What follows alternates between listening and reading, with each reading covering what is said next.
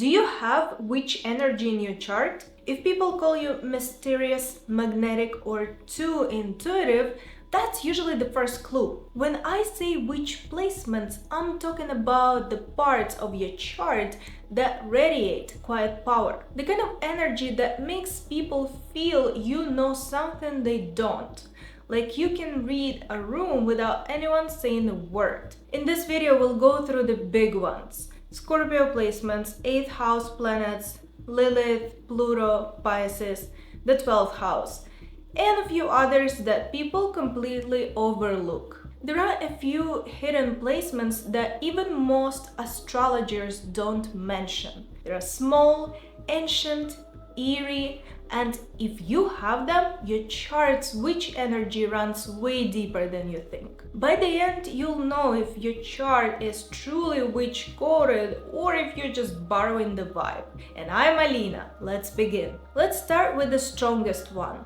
Scorpio. If you're a Scorpio sun, moon, or rising, or have a bunch of planets in Scorpio, people feel it. It's the stare, the quiet confidence, the way you sense what others don't say. That's pure witch energy. Scorpio is ruled by Pluto and Mars, the planets of power and change.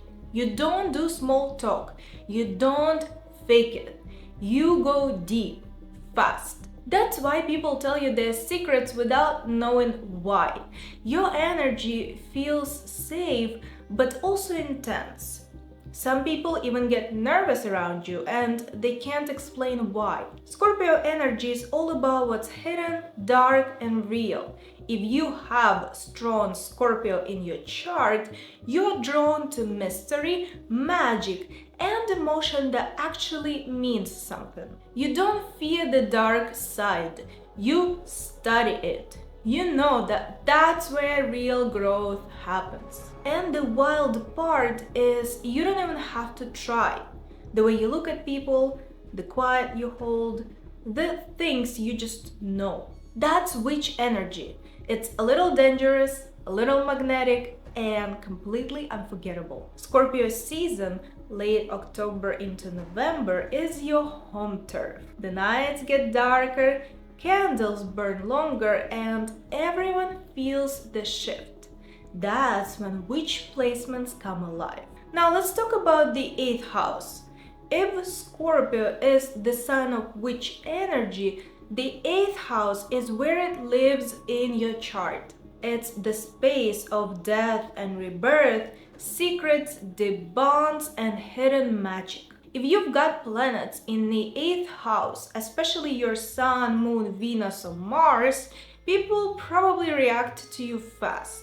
They either trust you with their secrets right away or think, whoa, that's a lot of energy. That's the 8th house for you. It pulls people into deep water before they realize they can't touch the bottom. You're built to see what's underneath the surface. You catch vibes, you get gut feelings that always end up being right. You probably know when someone's lying before they even finish the sentence. You're also drawn to the stuff most people don't talk about. Death, sex, power, healing, revenge, rebirth, all the taboo topics that make everyone else awkward. But you're just like, yeah, tell me more. That's why the 8th house is so witch-coded. It's about living with both the light and the dark, and not pretending one doesn't exist. Here's the difference. Scorpio is the vibe. The 8th house, that's life experience. It's the part of your chart that doesn't let you stay the same person for long. People with strong 8th house energy don't just look witchy, they become it. Because life keeps handing them plot twists that force them to transform. It's not always fun, but it gives you depth, the kind you can't fake. And when it comes to witch energy, depth is everything. But Lilith is the part no one warns you about. If you've ever been called too much or felt like people were weirdly intimidated by you, That's Lilith. She's the wild one in your chart, the rebel who doesn't care about being polite or quiet. Lilith energy says, I'm not shrinking for anyone. And honestly, that's what takes witch energy to the next level. Black Moon Lilith shows the raw, untamed side of you. That part doesn't care about rules, trends, or approval. That's why people project things onto you. They either find you magnetic or they think you are dangerous. Usually it's both. If you have Lilith in your first house, people notice you the second you walk in. You trigger reactions without trying, good or bad. Lilith in the 7th house, you attract partners who are obsessed, or maybe even a little scared. Lilith in the 10th, your public image carries that witch vibe. Admired but kept at a distance. What makes Lilith so witch-coded is her refusal to be tamed. She takes every part of you that was shamed and turns it into power. It's rebellion, it's confidence, it's that thing people can't name but always feel. They look at you and just know something about you is different. So, what happens when you take that wild, rebellious Lilith energy and give it real power? That's where Pluto comes in. Pluto is the planet of change, control, and rebirth. It rules Scorpio and the 8th house, which means if Lilith is the flame, Pluto is the whole bonfire. When Pluto is strong in your chart, especially near your ascendant, midheaven, sun, or moon, people feel it. You don't even have to say a word. The energy shifts when you walk in. Pluto isn't loud. It doesn't need to be. It's that kind of quiet confidence that makes people straighten up around you without even knowing why. That's real witch energy. Transformation, mystery, control.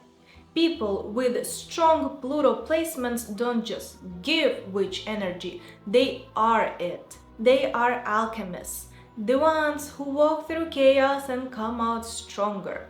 Where others see endings, Pluto sees portals. Here's how it can show up. Pluto on the ascendant, 1st house, witch at first sight energy. People can't look away. They are drawn in or intimidated. Pluto in the 10th house or on the midheaven. You radiate power in your public life. People project onto you admiration, envy, fear, but they can't ignore you. Pluto conjunct the Sun, pure intensity. You've lived through deep transformation and it shows up in your presence, your voice, your eyes, your aura.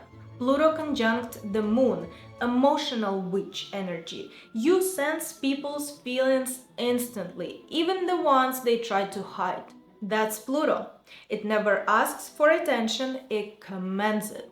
It's power in silence, confidence in shadow. Pluto energy is pure witch code because it's all about rebirth.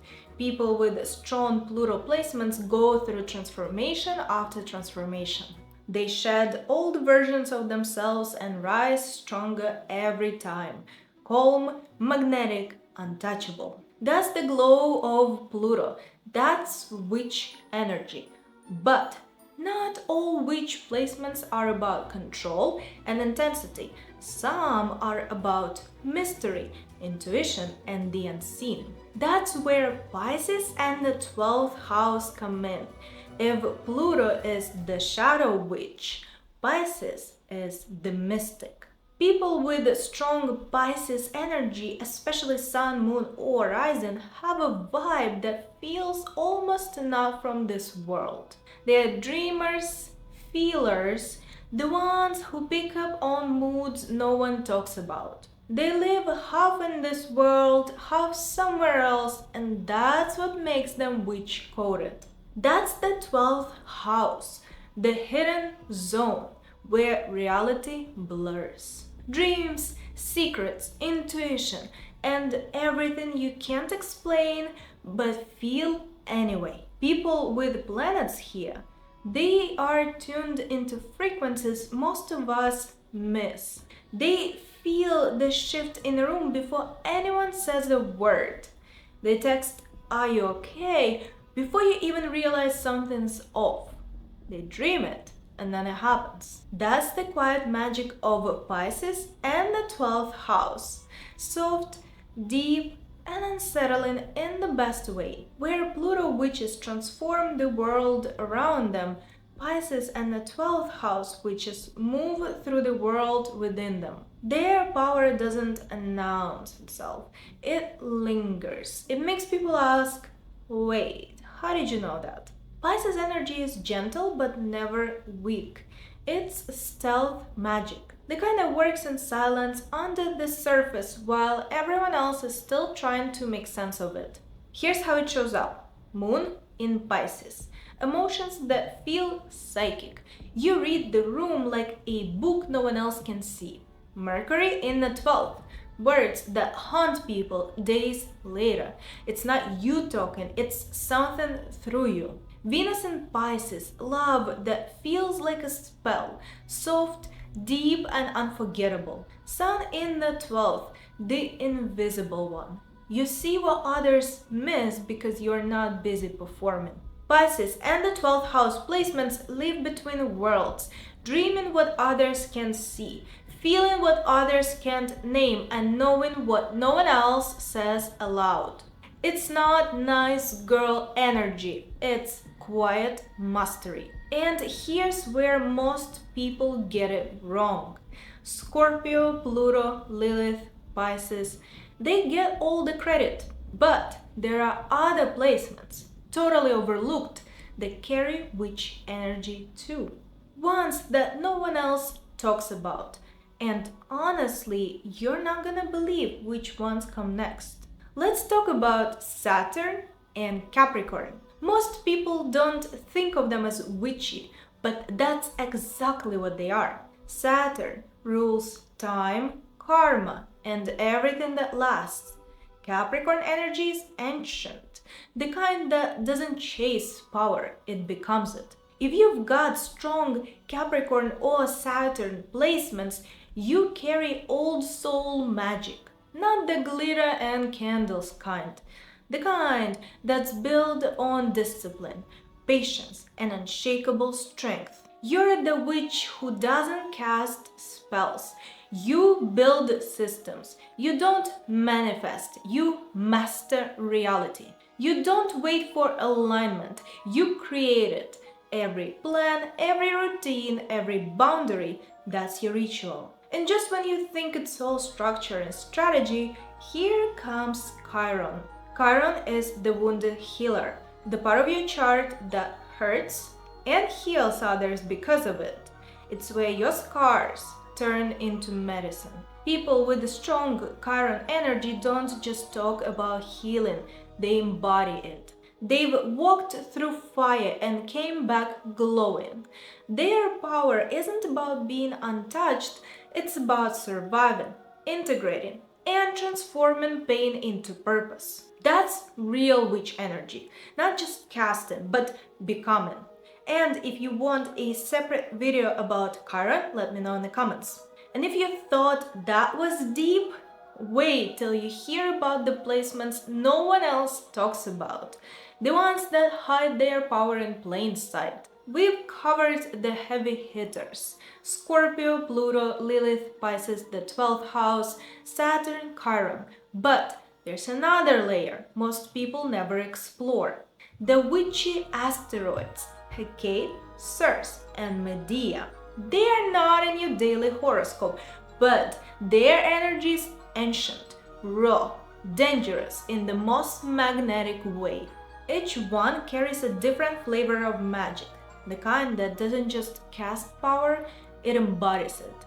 And if you want me to dive into their energy next, comment witchy down below and I might make a whole video just about them. Because the point isn't to look witchy, it's to own the parts of your chart that make you magnetic, intuitive, and a little untouchable. That's your edge, that's your witch energy. Now tell me, which one of these placements do you have? And if you want to go deeper, watch my next video right here. And I'll see you there. Bye!